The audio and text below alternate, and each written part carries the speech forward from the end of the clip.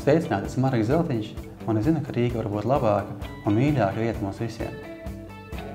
Es gribu šeit dzīvot, es gribu šeit strādāt, es gribu, lai mana ģimene šeit labi jūtās. Un tā gribu arī daudz citi iedzīvotāji. Viņi negrib no šejienes aizbraukt, viņi negrib meklēt laimi citās pasaules malās, ja vien viņiem šeit ir iespēja. Rīgā ir jābūt daudz aktīvākai uzņēmējdarbības vidē.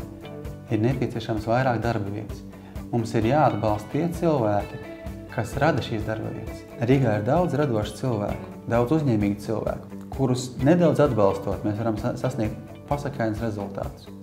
Mēs varam kļūt slaveni, un mums noteikti ir atrodama sava Nokia, savs Skype, un esmu pārliecināts, ka Rīgas vārds daudz plašāk izskanēs pasaulē. Mēs pēdējos 20 gados esam daudz zaudējuši, un zaudējuši galvenokārt savus cilvēkus.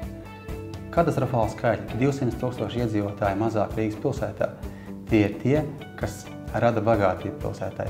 Tā ir tā nauda, kas ir nepieciešama, lai mums pašiem būtu ērtāk, skaistāk, labāk. Rīgas pašvaldība gandrīz neko nav darījusi, lai atbalstītu savus uzņēmējus.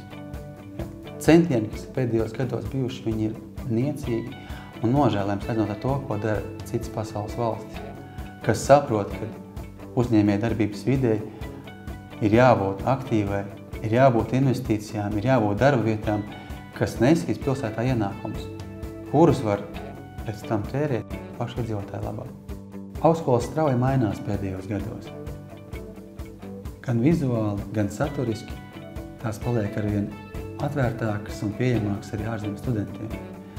To skaits aug burtiski katru gadu, un viņš var augt vēl daudz vairāk, jo ir rezerves.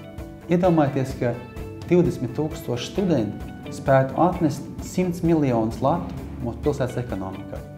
Tas ir ievērojams skaidrs. Nauda, kas aizietu gan nekustamā īpašuma turētājiem, gan pakalpojumu sniedzējiem, ēdinātājiem, transporta pakalpojumu sniedzējiem un daudziem citiem uzņēmējiem.